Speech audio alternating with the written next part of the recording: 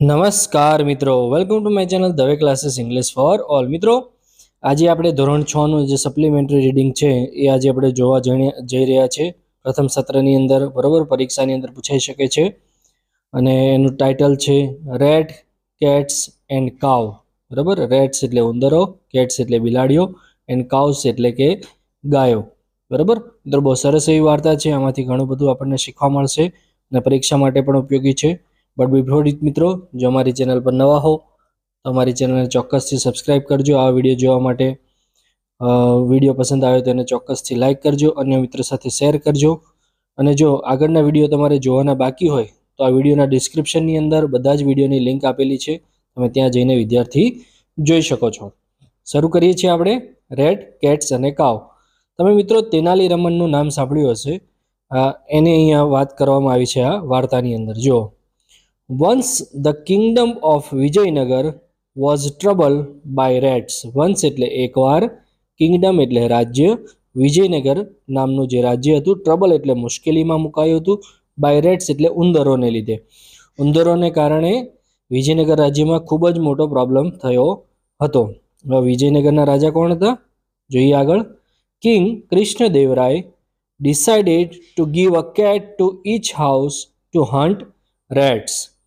King ત્યાંના જે રાજા હતા કૃષ્ણદેવરાય, ડિસાઇડેડ એટલે એમણે નક્કી કર્યું, ગીવ એટલે આપવાનું, કેટ એટલે બિલાડી, ઈચ હાઉસ એટલે દરેક ઘરને, ટુ હન્ટ એટલે શિકાર કરવા માટે, રેટ્સ એટલે ઉંદરોનો.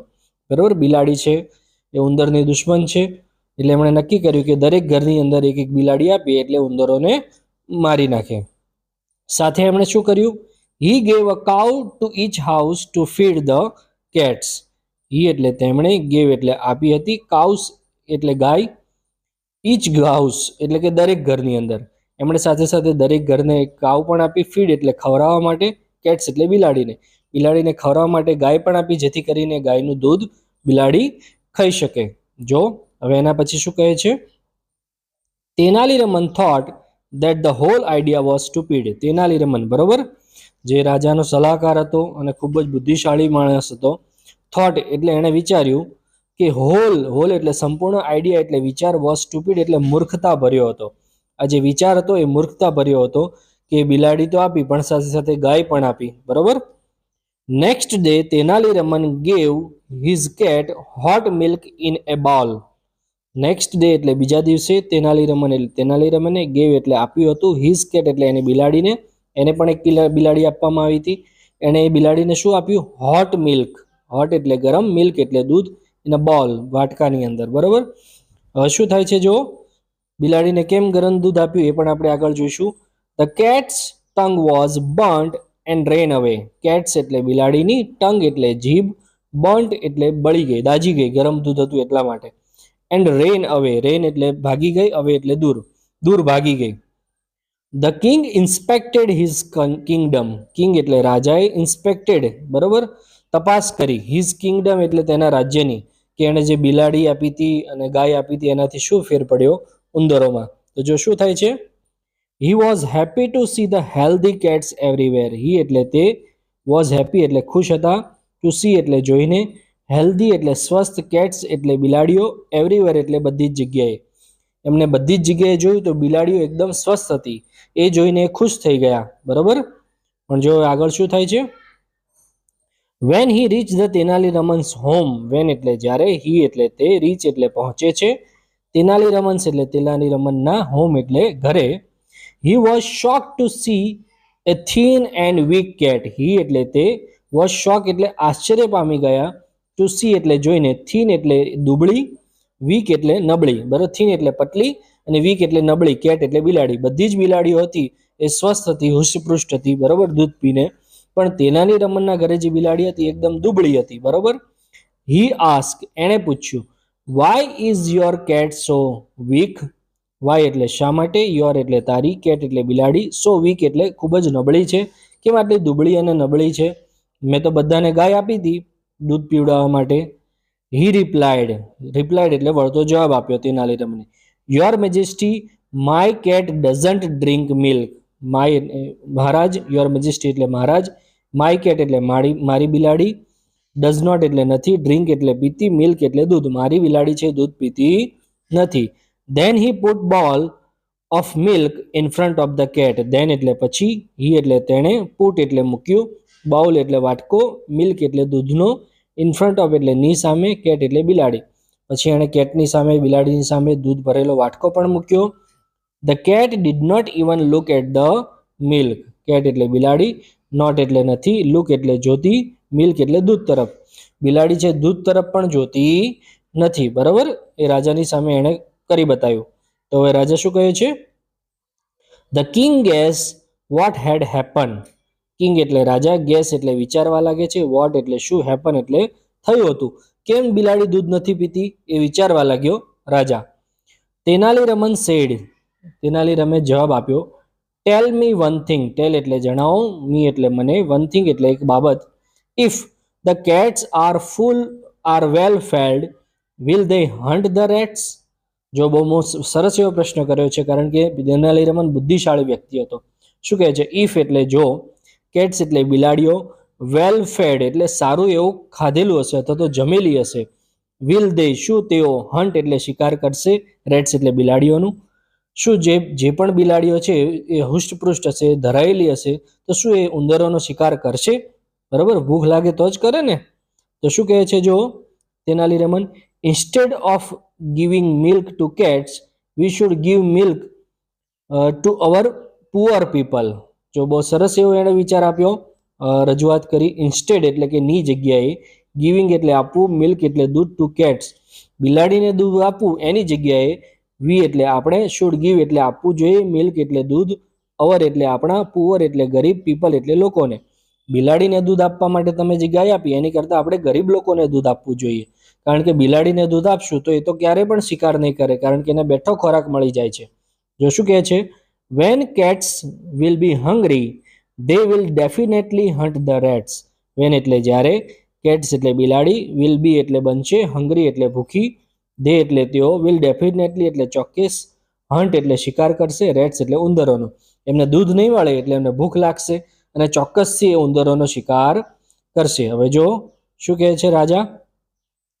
The king like the idea and order to give milk to the poor people. King એટલે રાજાને, લાઇક એટલે પસંદ આવ્યો, આઈડિયા એટલે વિચાર, એન્ડ ઓર્ડર એટલે કે હુકમ કર્યો, ગીવ એટલે આપવાનું, મિલ્ક એટલે દૂધ, ટુ પુઅર પીપલ ગરીબ લોકોને દૂધ આપી દેવાનું એમણે નક્કી કર્યું. શું થાય છે પછી જો?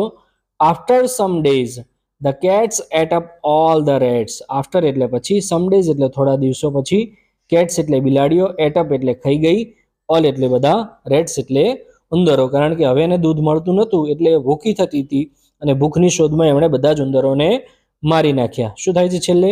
All the people became happy. All એટલે બધા જ, પીપલ એટલે લોકો, બીકેમ એટલે બન્યા, હેપી એટલે ખુશ. અને અંતે વાર્તાનો અંત બહુ સરસ રીતે થયો. હવે એના પછી એ નીચે જો શું કહે છે મિત્રો? અહીંયા જો find the nearest meaning of the underline words. નજીકનો સમાનાર્થી શબ્દ આપણે શોધવાનો છે. તો અહીંયા પહેલું છે ધ કિંગ ઇન્સ્પેક્ટેડ. ઇન્સ્પેક્ટેડ એટલે શોધખોળ કરવી અથવા તો તપાસ કરવી. તો અહીંયા આવશે ઓપ્શન એ, સુપરવાઇઝ. પછી સેકન્ડ નંબરનું છે the noble king like the idea. Like એટલે પસંદ આવવું, તો અહીંયા ડિસલાઇક એટલે નાપસંદ છે, નિગ્લેક્ટ એટલે નકારવું, એ નહીં આવે. બરોબર, એટલે આવશે ઓપ્શન એ. ઓકે, હવે એના પછી નીચે જો શું કહે છે? એક્ટિવિટી 1B ની અંદર find the meaning of the following words from the dictionary and note them. બરોબર, આનો જે અર્થ છે એ આપણે શોધવાનો છે અને એની સામે લખવાનો છે.